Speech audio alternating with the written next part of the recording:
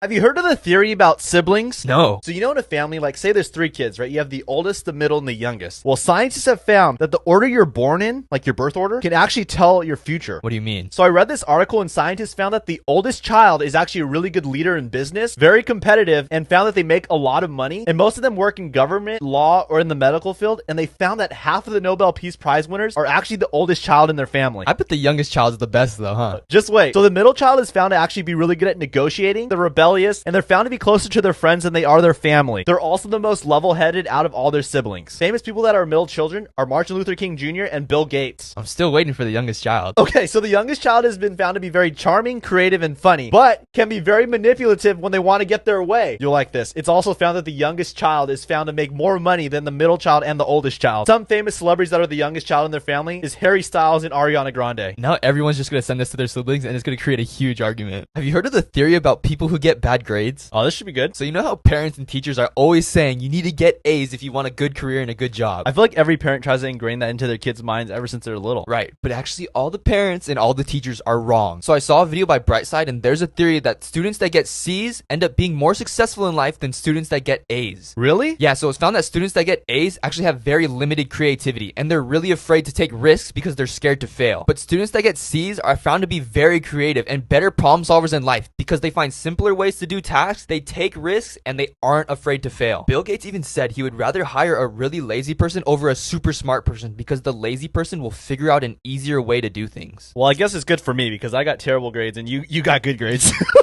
You know that you can tell if someone's a good person based on their favorite color? Wait, what? So research has found that people's favorite color tells a lot about their personality and the psychology of their brain. Oh boy, everyone's just gonna start exposing all their friends and family. So if someone's favorite color is blue, scientists found that they are very loyal friends. They put other people's needs before their own and overall are very good people. If someone's favorite color is green, they're very hardworking and smart, but have a hard time trusting people and can tend to be a very jealous person. Well, I don't got any green on. I guess it's a good thing. So if your favorite color is pink, they are very loving and compassionate people and are very dependable. If someone's favorite color is red, they're natural born leaders and like to be the center of attention. But people tend to respect them a lot more than the average person. If someone's favorite color is purple, they like to help people and are very creative, but sadly can sometimes be very difficult to deal with. Dude, I'm gonna go ask all my friends what their favorite color is now. Did you know that your eye color can actually change the way you see? Wait, really? Yeah, so it's actually been proven that the color of your eyes can alter the way you see things. So I saw a video by Brightside, and if you have blue or green eyes, your eyes don't have enough melanin, which is a chemical that makes your eyes naturally darker. So when you're outside, everything seems super exposed and super bright. But people with darker colored eyes like brown or dark brown, everything is a lot darker. But what's also crazy is that people with blue or green eyes have better night vision than people with darker eyes. Because even at night, everything is more exposed when compared to people with darker eyes. I wish I had night vision. And it's also been proven that people with darker eyes have better reaction time. So they're better at sports like soccer or basketball. But if you have lighter eyes, you have a slower reaction time. So you're better at sports like bowling or golf. Did you know that you can tell when someone's lying to you? Oh, this is gonna be a good one. So it's only human nature. We've all lied at least once in our life, right? Yeah, at least. So Time Magazine actually did an article with psychology experts, and this is what they found. So one way to find out if someone's lying to you, if they avoid eye contact, or if they do the total opposite, like they stare straight into your eye, like they're just holding this awkward eye contact, then they're probably lying to you. And when you ask them a question, they'll tend to look to the right because they don't know what to say, so they're searching for an answer in their brain. And they're probably lying to you. Psychologists at UCLA found too that when you ask someone a question and they roll their lips inside their mouth where you can't see their lips, they're probably lying. Or when you ask someone a question, they answer it like, to be honest, or honestly, or they have like a lot of stutters where they go like, they're probably lying. Or when you ask someone a question and they like touch their hair or their mouth or their nose or their chin, that may mean that they're lying to you. Today, people are going to find out who their real friends are and who their fake friends are.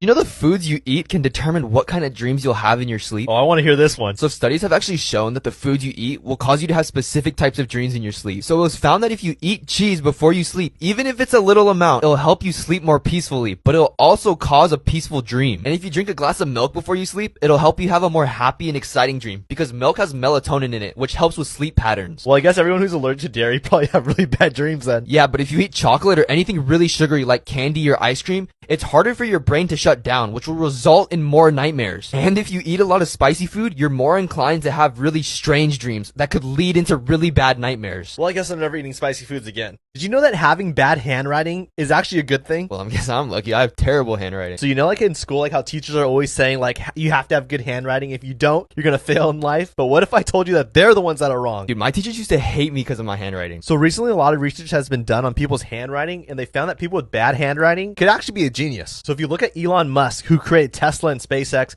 and Gary Vee, they're all geniuses, right? But the one thing they have in common is that they kind of have sloppy handwriting. And Kanye West is one of the most creative artists there is, but he's known for having really bad handwriting where people can't even read his writing. Basically, it's that their brain is really gifted and thinks faster than they can write. So it's like their brain is going so fast that their hand can't even catch up with their brain. And that's why it's so messy. Dude, I always thought the people with the neatest handwriting were always the smartest. Did you know that you can tell why someone is crying without actually knowing the real reason why? Wait, how? So there's a theory that you could actually tell why someone is crying based on which eye the first tear comes out of. How would that tell you anything? When someone cries and the first tear comes out of the right eye, that means they're crying out of happiness. Maybe their baby was born, or they just saw like a friend they haven't seen for a long time. And if they're crying and the first tear comes from the left eye, that means they're crying because they're emotionally sad or physically in pain. So maybe like their boyfriend or girlfriend broke up with them, or they physically got hurt. But if they cry and tears come out of both eyes at the same time, that means they're crying out of frustration. So maybe their partner was annoying them, or their job is very stressful and it makes it very frustrating. Everyone that's in a relationship, you better take notes on this. Did you know that every human on average will eat 8 spiders in their lifetime? What do you mean? Yeah, there's a lot of people that say it's not true, but some medical experts found that it's very possible. There's been many cases where we found that spiders like to live in people's ears and in their mouths when they're sleeping. Dude, one time I woke up and there was a spider crawling on my face. Yeah, so Dr. Eric Voigt found that some spiders actually will live in our ear canal and make a web while we're sleeping. They found that some spiders actually live in the human ear up to 5 days without us even knowing. So a doctor named Dr. Zhang Pan told the news that his patient actually felt a crawling sensation in the back of his ear, and it ended up being a spider. And it makes sense too if you sleep with your mouth open. If a spider will go in our ear, they're probably going to go in our mouth too. Dude, I'm never sleeping with my mouth open ever again. What if I told you there's a huge volcano that nobody talks about that can erupt at any moment and destroy the US? Great, so now we have this right after we got through 2020. Yeah, so Yellowstone National Park in Wyoming is one of the top vacation sites for families around the US, but the entire park is sitting right on top of a super volcano that's ready to erupt. Yeah, well, I'm never going to go there now. Yeah, it was said that this volcano erupts every 600,000 years, but hasn't erupted in over 640,000 years. So we're 40,000 years overdue. So what you're telling me, at any moment, this thing could erupt and wipe us all out. Exactly. So in Shane Dawson's video, scientists have said the volcano has taken a deep breath, which has caused the ground to rise because of all the pressure from the volcano. So it's literally like a balloon being blown up and there's too much air and it's about to pop. Yeah, and it is said by scientists that the damage from the volcano could be catastrophic and kill everybody in the US, but not just from the lava, but because of the smoke could cover the sun. Yeah, because we can't live without sunlight. Did you know that peeing in a swimming pool could be deadly? What do you mean by deadly? So everyone knows that people pee in swimming pools. Like, we've all done it throughout our life at least once. The average person will pee at least a cup of pee in a swimming pool. I think I've done a little more than a cup.